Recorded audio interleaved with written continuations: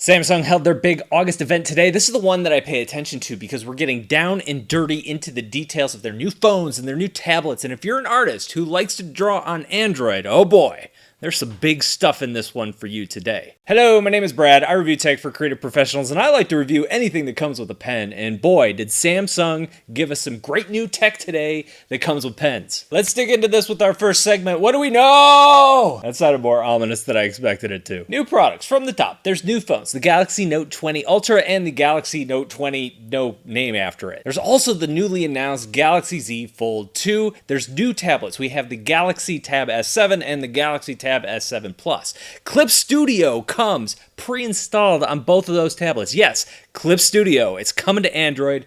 Big news. We get some new Galaxy Buds, and we also get the Galaxy Watch 3. Now, these new phones are clearly the stars of the show. The Galaxy Z Fold 2 is going to get a lot of the attention because it's a newer product. It's neat. It's interesting. It folds. Because the Fold doesn't have a pen, I'm not going to be focusing on it too much here, but it does look cool. It has some great specs. I believe they're going to be doing a full event for the Fold sometime in September to kind of go into the details, but this was a good tease. So with the Fold out of the way, let's get into the good stuff. Let's talk about the Note 20 and the Note 20 Ultra. Now, these are two completely different phones. I shouldn't say completely different. Spec-wise on the inside, they're not totally different, but on the outside, we have a slightly different design between the two. The Note 20 Ultra actually looks a lot like last year's Note 10. We've got curved edges to the sides of the screen. Of course, the pen still tucks into the bottom. I believe they've moved it from one side to the other side. The standard Note design introduces slightly more rounded edges, less of a boxy look to it. And the screen sizes between these two devices aren't that different.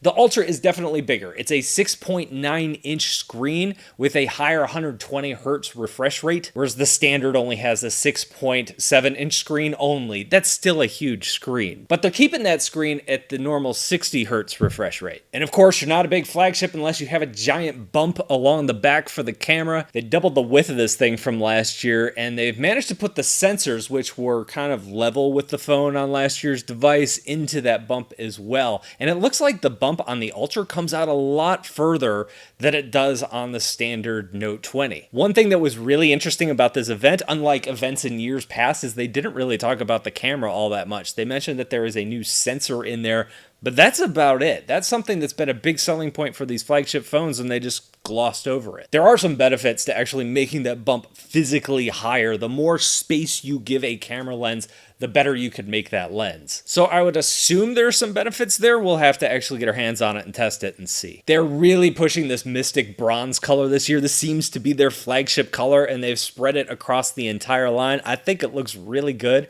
Almost looks gold until they called it bronze. I thought it was gold. Also on the Ultra is a micro SD card slot, so if you want to expand your storage, I don't believe that slot is on the standard Note 20S. And sorry folks, there is no headphone jack here. Why am I apologizing? It's not my choice. I didn't take away the headphone jack. Samsung did. Let's talk about that refresh rate for a second here, because I think this is something that could really impact the drawing experience, and I have some thoughts on it. So there's a couple things. Samsung specifically talked about the pen latency and dramatically improved it. On last year's Note, it was a 42 millisecond pen latency. They've pulled that all the way down to 9 milliseconds. That's a big jump down. That's not a jump. It's a fall down. It's a step down. Now, when you take that improved latency and you combine it with that better refresh rate on the screen, it's probably going to be pretty imperceptible in terms of where your pen tip is and where that line is behind it. You're going to have no lag at all, at least in theory. The problem that I ran into on the phone in the past, and I've ran into on tablets, is it doesn't really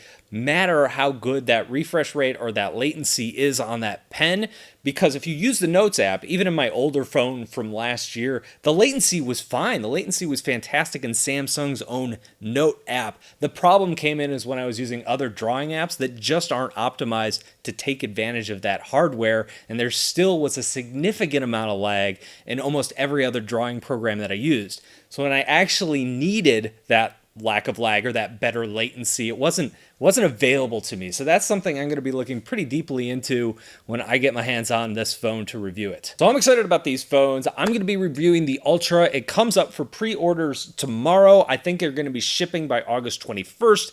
Probably take me a week or two of use, so I'll have it ready by the end of this month, beginning of September. All right, let's talk about the Tab S7. There are two of these. There is the Tab S7 and the Tab S7 Plus.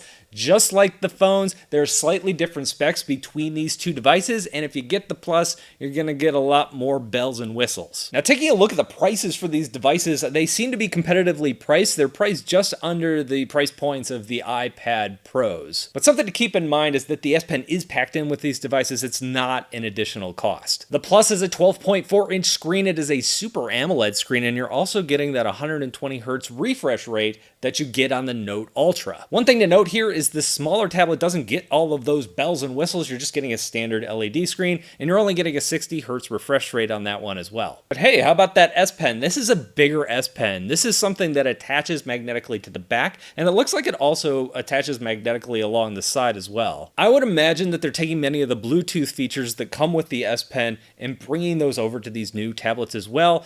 I don't use them too much. They allow you to like take a photo from a distance or swipe between your photos using the pen, and there's some gestures and things like that. In order to draw, you don't need to charge the battery in that pen. The battery is just for those Bluetooth features. They didn't say, but I'm guessing that if you store the pen along the back, that battery is going to charge, but if you store it along the side, it's not going to charge. Now, some folks like the fact that on the phones, the pen's tucked nicely into the device, but if you're drawing with this pen for a long, extended period of time, having that standard size, not that super thin pen, is so much more comfortable to use, so I'm glad they didn't go with the tuck-inside pen that they've used on some of their laptops and obviously the phones. Samsung also showed off a brand new keyboard cover. The cool thing about this one is that it breaks in half. Break is probably the wrong word here. Splits in half. The back half of it is a stand, so you can actually use it as a stand to set it up on the table, and the other half is the actual keyboard part that you type on. Last year, Apple released something in their operating system called Sidecar, which allows you to use your iPad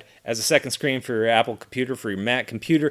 It looks like Samsung's doing something similar for Windows computers this year, allowing you to use your GalaxyTab also as a second monitor on Windows computers. Okay, let's talk about the thing that I'm really excited about. Clip Studio is coming to Android. I may have flipped out a little bit on Discord and said some incoherent things because I was so excited. Nobody knew what I was yelling at, but to my credit, I pulled it together by the time I posted it to Twitter. I was very excited. This was literally 4 seconds of the entire event. Clip Studio is coming to Android. It is going to be preloaded on these Galaxy tabs. I've mentioned this in many of my Android reviews, that the drawing ecosystem is really the main thing that's holding Android back right now, not the hardware. I think Samsung's doing a killer job on the hardware side of things. It's the apps that seem to be lacking. We have seen a ton of progress. In the past year, we've seen Huion try to make their own version of Procreate. Apps like Krita are now in beta or early access, so you could go to the App Store and try that out. And now, Clip Studio, this is huge. This is a pro-level app that is now available on Android. This is something that we've desperately needed for a long time. So what does this mean, preloaded on the Tab S7? Well, there is going to be a 6-month trial that's going to be available for free to anybody who buys one of these new devices. Clip Studio isn't on the App Store yet, so I can't download it and actually check it out and see what the pricing model is going to be. It is a subscription price on the iPad, and I would imagine that it's probably going to reflect that subscription. I believe it's $5 a month if you want to pay monthly, and it's $25 for the year. I know a lot of folks really don't like the subscription model. Totally understand, but I think this is an area where if you want good things, you got to pay for good things. Money buys development, which gives you better software.